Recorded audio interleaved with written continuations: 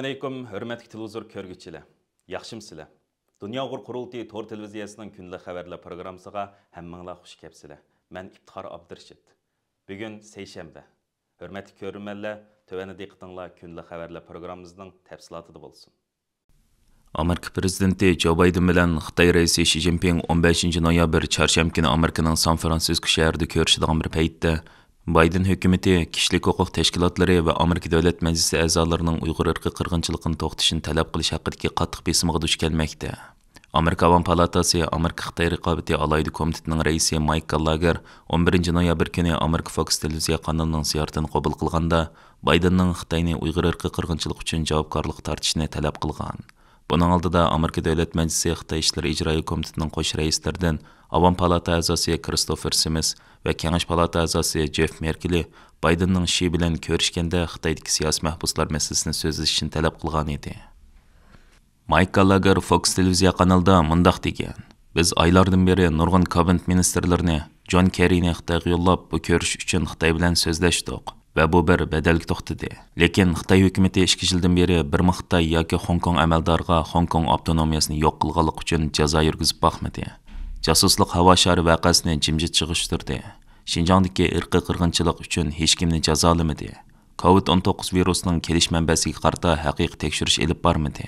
Mike Gallagherning ilgari surishicha, Xitoy kompartiyasiga yo'l qo'yish uning tiqim haddidan eshishini keltirib chiqardi ekan.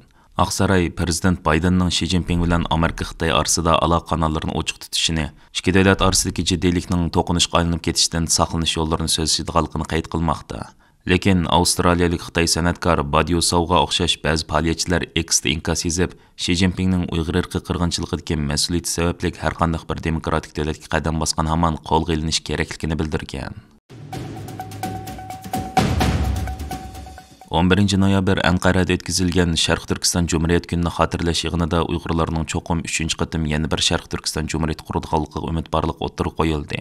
Bu so'zlarni Anqaradagi Hoji Bayram universiteti professori Mehmet Şahin Gözepandi Cumhuriyet günü xatirlash munosabati bilan o'tkazilgan doklad berish yig'inida o'tirib qo'ydi. Bu doklad berish yig'inini 113 yillik tarixga ega Turkiyadagi eng chong ommaviy tashkilotlardan biri Turk Ojoqlari tashkiloti bilan Uyg'ur akademiyasi birlikda uyushtirgan bo'lib, marosimga mazkur tashkilotlarning mas'ullari, a'zolari va ziyolilardan bo'lib ko'p sonli kishi ishtirok qildi. Yig'inda so'zga chiqqan Anqara universiteti til va tarix geografiya fakulteti professori Saodatdin Go'machapandi Uyg'urlar 1933 yil Qashqarda, 1944 yil G'uljida qurgan ikki jumhuriyat to'g'risida doklad berdi. U har ikkili qatimliq jumhuriyatning dunyoviy raqobatlar tufayli barbod qilinganligi haqida to'xtalib mundaq dedi. Oxirgi jumhuriyat sobiq Sovet ittifoqining yordam qilishi bilan 1949 yil sentabrda Xitoyning tajovuziga uchradi. U kundan tortib Sharq Turkistonda assimilyatsiya siyosati yurgizilish boshlandi. Bugungi kunda Xitoyning assimilyatsiya siyosati irqiy qirg'inchilikqa aylandi. Uyg'urlar tarixda parlaq madaniyat yaratgan muhim bir turk qavmi. Men Uyg'urlarning qaytadan 3-jumhuriyatni qura oladiganligiga ishonaman va buni chin dilimdan umid qilaman.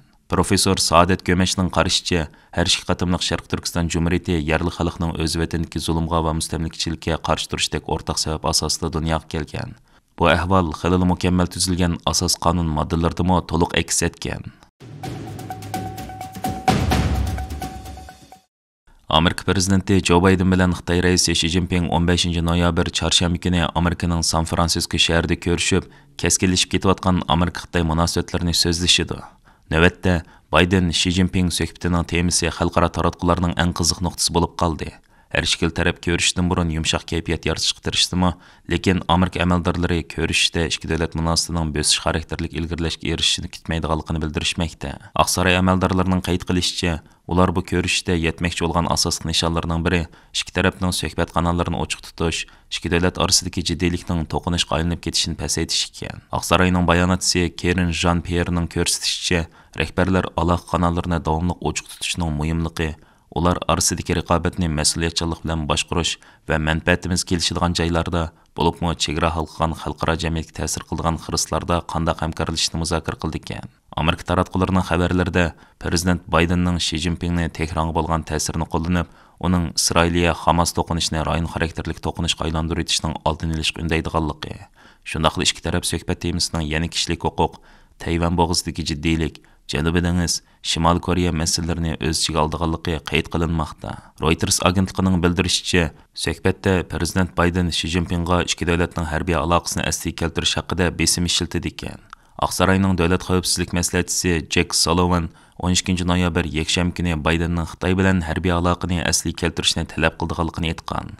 Janubiy Xitoy atganlik pochtasi gazetining ilgari surishicha, Bayden bilan Xi Jinping yana sun'iy aql texnikasini odamsiz urush aeroplani, yadro o'q-besh qatorli qurollarga ishlatishni cheklash haqida kelishim hosil qilish mumkin ekan. Xabarlarda Xi Jinpingning San Fransiskoda Uyg'urlarni o'z ichiga olgan kishilik huquq tashkilotlarining keng ko'lamli noroziligiga duch kelganligi bildirilmoqda. Vatanimizning Qorqurum tog'lari bag'ridagi qadimiy Xotan rayoni navbatda dunyodagi havosi eng bulg'angan joylarning biriga aylanib qolgan.